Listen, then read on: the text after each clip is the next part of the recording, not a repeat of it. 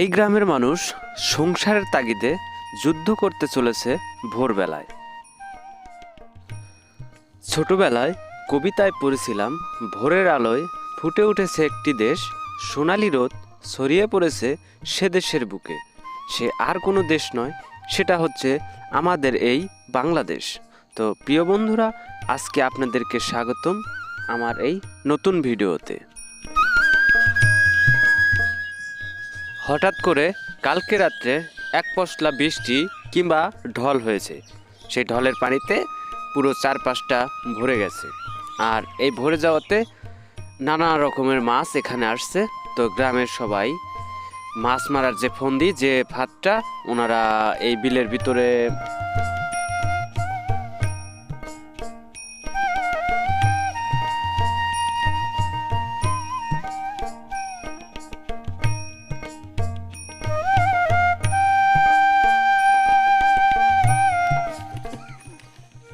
বড় ভাই, আপনি কি সুখী গ্রামের মানুষ? হ্যাঁ ভাই, সুখী গ্রামে যে আমার গ্রামে সুখী গ্রাম। সুখী গ্রাম না? হ্যাঁ।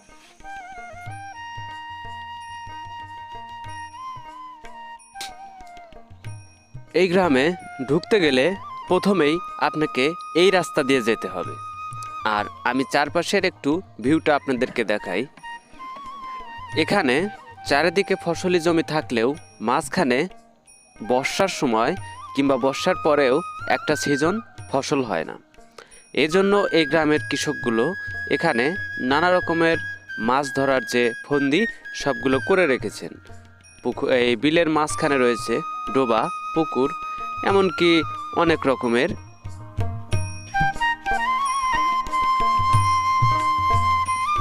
গ্রামে ঢুকে হাতের ডান পাশে দেখতে পেলাম একটা নাসা গবেষণা কেন্দ্র, যেখানে সন্ধ্যা হলেই বসে নানা রকম গবেষণা।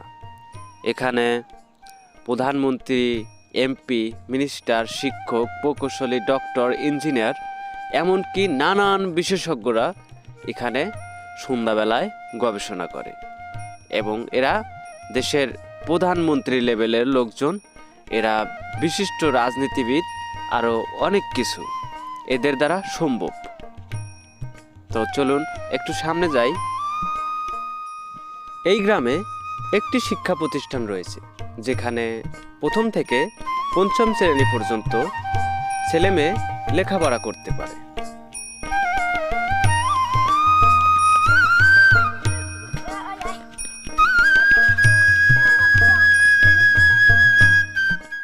কারা আমি জানি না, এটা হয়তো কোনো সরকারি চাকরিজীবী হতে পারে। তো আপনি এনে কিছু বলেন। আমি কি বলবো, আর আপনি কি এই সুখী গ্রামের মানুষ? আমি ইনশাল্লাহ এই জীবনে গ্রামে কাটাই। হ্যাঁ, ঠিক আছে, আপনি অনেক ভালো। ভিডিওতে যে ব্যক্তিটাকে দেখতে পারছেন সে সাধারণ একটা মানুষ, আমাদের মতোই, কিন্তু সে অনেক সুখী। তার না আছে সংসারে কোনো ঝামেলা, সে যে ইনকাম করে সেটা নিয়ে এসেই রান্নাবান্না করে একাকিত্বভাবে খায়, তার কোনো পিছু টান নেই। আর সন্ধ্যা হয়ে গেছে, সে এখন রান্না করছে। তার অনুমতি নিয়ে মানে ভিতরে গিয়ে একটু ভিডিও করতে চাইলাম, কিন্তু সে ভিডিও করতে দিল না।